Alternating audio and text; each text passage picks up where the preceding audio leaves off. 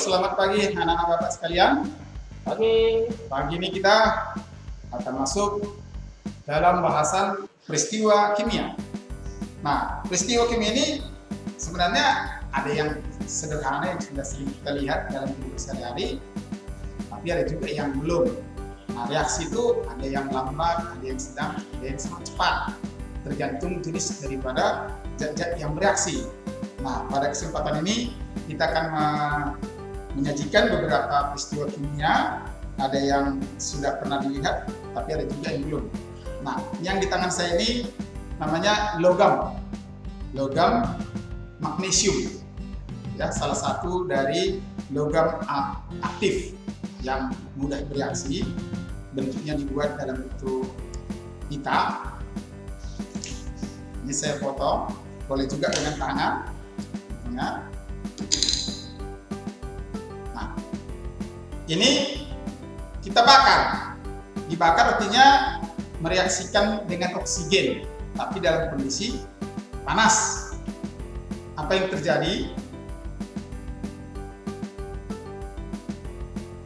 Nah, magnesium ini dalam campurannya dalam kehidupan sehari-hari sering digunakan sebagai reduktor, pengaman, ya. Ya, nyalanya sangat terang, ya, silau. Serbuknya serbuk putih, namanya magnesium oksida, ya. Serbuknya serbuk putih. Nah, percobaan yang kedua, kita ambil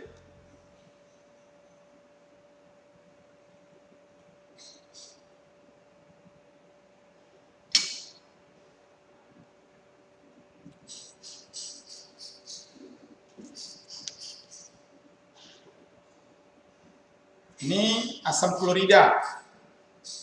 Anda kenal asam klorida ini? Kalau dalam tubuh makhluk hidup, di usus kita itu ada di lambung. Nama ini asam lambung. Asam lambung atau HCl yang berfungsi untuk mencerna atau untuk menguraikan atau menghancurkan zat-zat makanan yang ada dalam tubuh kita. Nah, ini logam aluminium, ya. Saya masukkan di kaki yang satu lagi. Satu lagi kita buat, ini namanya tabung Lavoisier atau tabung kaki dua, tabung E. Kita masukkan pita magnesium. Sama seperti tadi, kita potong.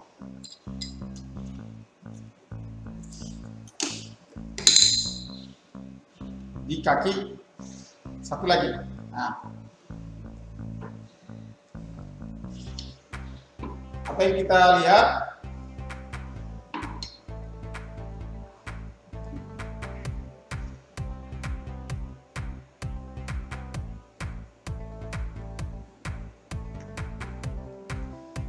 Nah, dua-duanya bereaksi, tapi kalau kita bandingkan kecepatannya, mana yang lebih cepat?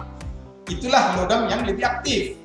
Nah, ini tadi logamnya logam magnesium sudah hampir habis.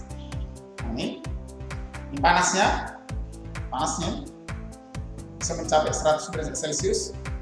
Suhunya ini ya sangat panas, ya. Nah, ini logam aluminium sedikit agak lebih lambat dibanding dari reaksi magnesium dengan asam klorida atau asam lambung tadi. Nah, berarti reaksi itu ada yang lambat, ada yang sedang, tapi ada yang lebih cepat. Ya. Kita lanjut percobaan berikut. Ini namanya potasium permanganat, kalium permanganat. Rumus kimianya Kn4. Warnanya ungu.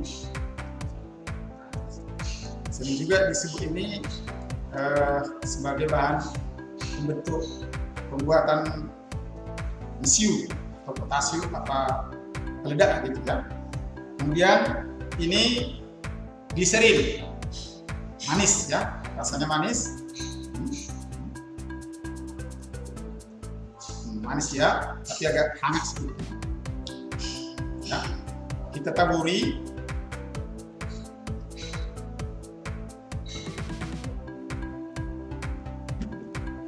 Di sekitar kertas ini. Lalu kita remas kertasnya. Kita tunggu. Nanti akan terjadi reaksi antara potasium permanganat ini Km4 dengan gliserin. Ya, reaksinya panas. Panas, oksigen yang dihasilkannya akan bereaksi dengan kertas. Anda boleh lihat.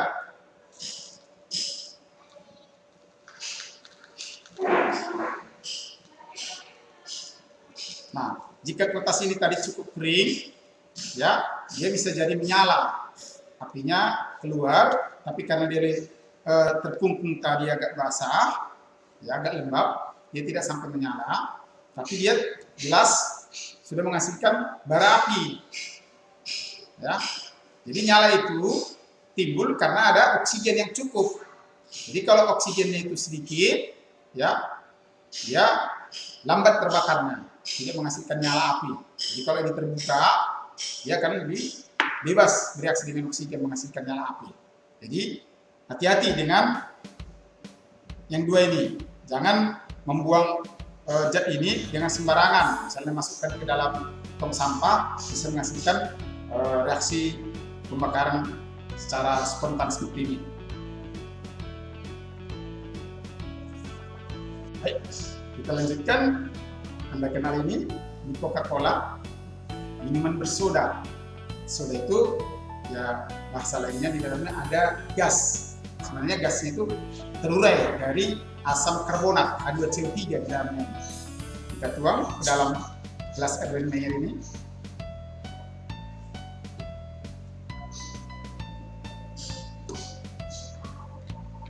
Ya, jadi bunyinya itu adalah proses penguraian asam karbonat menjadi CO2 dan H2O, air. Ini kaporit dalam bentuk serbuk.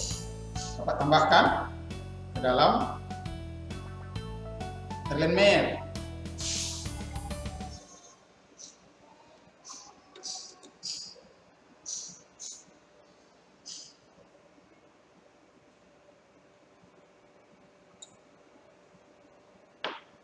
Kita lihat apa yang terjadi. Di sana sudah mulai terjadi gelembung-gelembung. Terjadi reaksi antara soda, yaitu H2CO3 dalam Coca-Cola, dengan kaporit atau bahasa lainnya kalsium hipoklorit, CaHCO3 dua kali ya. Ini dia.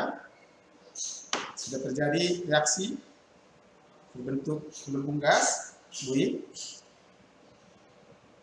Nah, ini kalau kita cium ada aroma tidak enak, ya, penguraian dari kaporit dengan soda tadi. Ada gas yang dihasilkan, gas sampingan. Reaksinya sedikit agak sedang lambat. Ya.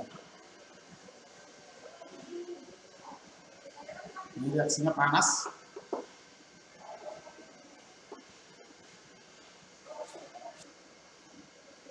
Jadi reaksi ini menghasilkan panas. Ini disebut juga reaksi eksoterm dan juga gas ya.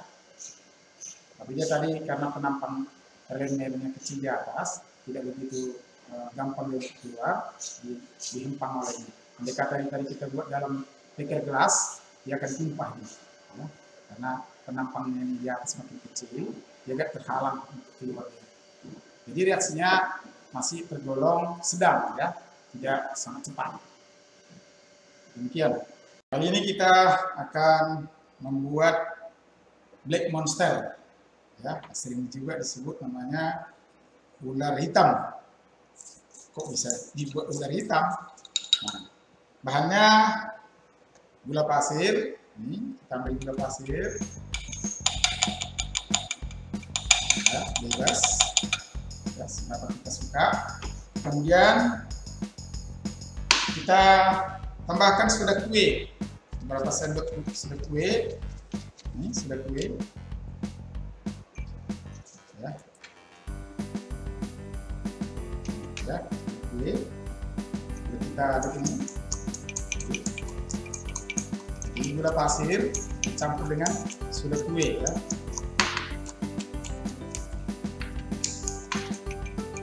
Kemudian ini pasir, ya. Nah, kita taburi alkohol. Ini.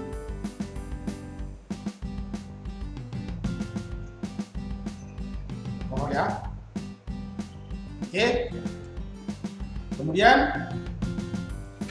gula pasir bercampur soda kue tadi kita taburkan ke atas pasir yang telah disirami alkohol. Kemudian kita melakukan gula. Anda boleh lihat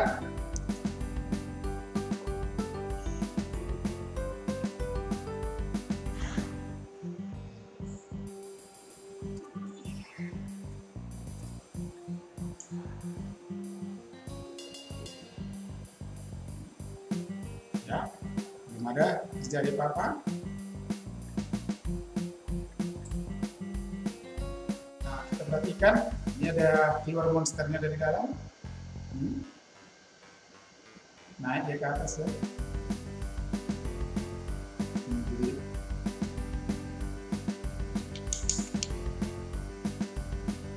ya. Nah, menjadi pertanyaan, kenapa bisa terjadi black monster seperti ini? Tadi kan pertama bahan bakunya soda kue kita campur dengan gula, kemudian pasir kita sirami dengan alkohol. Nah, pasir dengan alkohol itu sebagai bahan bakarnya, pasirnya sebagai mediumnya. Yang bereaksi sebenarnya adalah gula dengan soda kue. Gulanya itu terbakar, ya, menghasilkan arang, ya. Reaksi kurang sempurna dia karena dia menghasilkan terkumpul arangnya ini, ya, membentuk buih atau busa. Dari mana? Dari soda kue tadi. Karena soda kue itu di dalam proses reaksinya menghasilkan gas CO2. Gas CO2 menggelembung dengan arangnya, inilah dia jadi terbentuklah busa hitam. Jadi black, ya. Ini dia, ya. Makanya dia kalau kita buat untuk adonan kuenya bisa kembang karena ada sudah kue. Inilah dia prosesnya, ya. Jadi reaksi yang terjadi di sini adalah reaksi kimia. Kenapa? Karena telah terjadi jenis dan sifat zat yang baru. Oke, demikian, ya. Percobaan berikut kita akan buat white smoke, ya. Dari mana? Bahan bakunya cukup sederhana.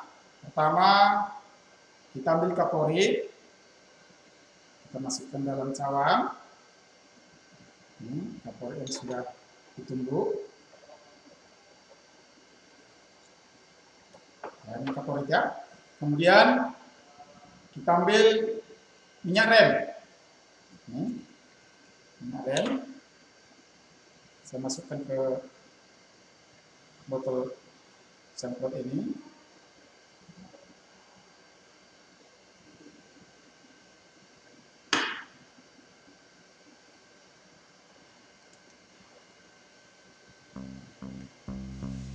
Kemudian kita semprotkan ke atas kaporitnya.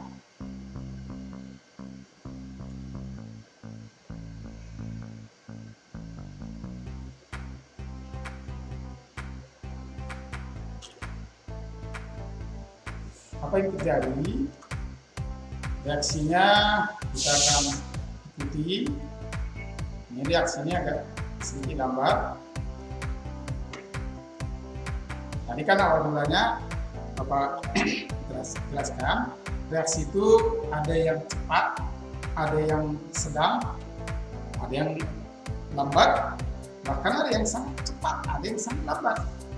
Ya, tergantung pada jenis zat yang sedang bereaksi. Ya. Nah, untuk kali ini reaksinya sedikit agak lambat. Ya, ini minyak rem dengan kaporit ya. Nah, Anda perhatikan sedikit sudah mulai berasap. Ya. Tanpa kita berikan api ya.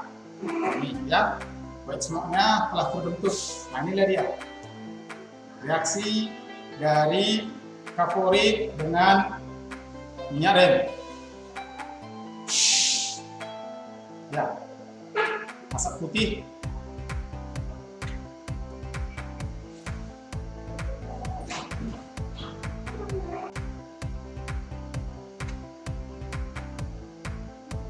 Ya, ini dia kaporit yang sudah dikembangkan dengan minyak remnya. Jadi gas yang disebut tadi sedikit berbau, ya. Hasil reaksi antara minyak rem dengan kaporit. Oke, nah inilah beberapa contoh sederhana reaksi kimia yang sering kita jumpai dalam kehidupan sehari-hari. Untuk berikutnya nanti kita akan melihat lagi dan melakukan beberapa percobaan lagi secara langsung atau lewat video berikutnya lagi. Oke, demikian pertemuan. Baik, anak-anak Bapak sekalian. Nah, dari beberapa peristiwa yang kita lihat tadi, maka kita ambil kesimpulan dari beberapa percobaan itu kita simpulkan itu dua bagian. Satu dia namanya peristiwa atau perubahan fisika, dan yang kedua perubahan kimia.